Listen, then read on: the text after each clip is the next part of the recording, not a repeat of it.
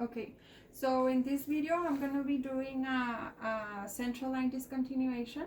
So at this point I already have my sterile field set up, and I have already cleaned the site by sterile technique. So it's already dried, and what I'm going to do next is I'm going to measure the lumen. So I'm going to grab my measuring tape from the sterile field, and I'm going to measure from the patient to the sutured part, the little lumen right there, which is about 2 centimeters. We document, and we throw the measuring tape. The reason to document that is so that we know that it hasn't gone in and back, which would cause possible infection introduced to the patient. So it's a very important step to do there. And then once we have measured, we're gonna proceed to removal of the sutures. So I'm gonna grab my instruments, careful not to contaminate my sterile field, and I'm gonna come over here and I'm gonna remove the first one. So I'm gonna hold, and then I'm gonna cut, and then I'm gonna stabilize the lumens, and I'm gonna pull, and then I'm gonna do the second one. Same thing. I'm gonna hold, put it underneath, I'm gonna cut, and then I'm gonna stabilize and pull, and then it's now removed. So now I'm gonna put these back over here. I'm gonna grab my 4x4 from my sterile field, and I am going to remove the line in one steady motion, one movement. Pull it out at the same time, smoothly. And I'm gonna ask the patient to hold their breath while I do this, so go ahead and hold your breath. And then I'm gonna put on the 4x4 and remove it, and apply a lot of pressure. You can proceed, continue breathing.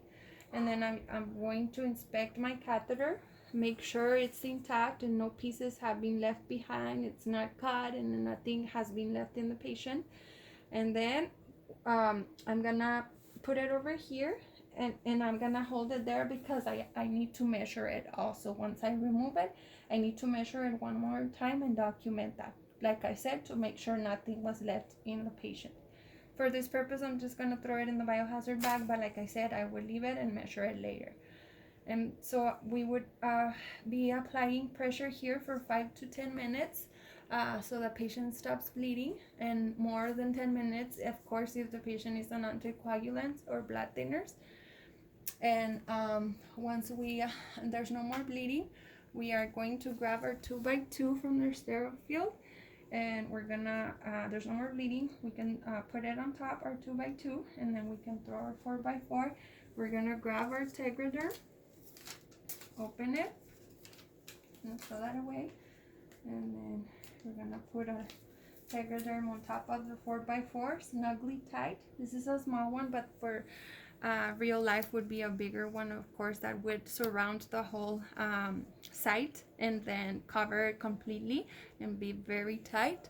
So we put it snug, tight, and we initial and date it and time it, and we are good to go ahead and take our gloves off, and we can sanitize.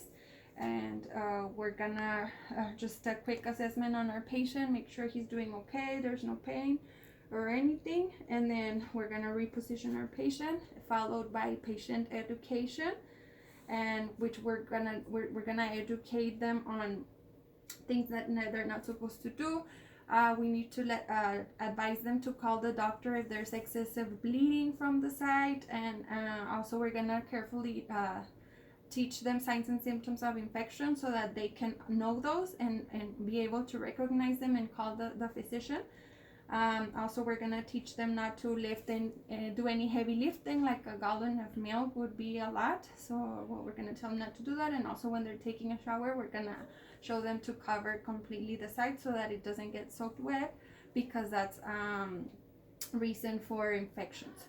And lastly, once we've educated our patient, the last thing we're gonna do is we're gonna document everything, the measurement of the catheter, make sure we put that it was intact, and that we had a successful event removal, and patient did good, and that's it.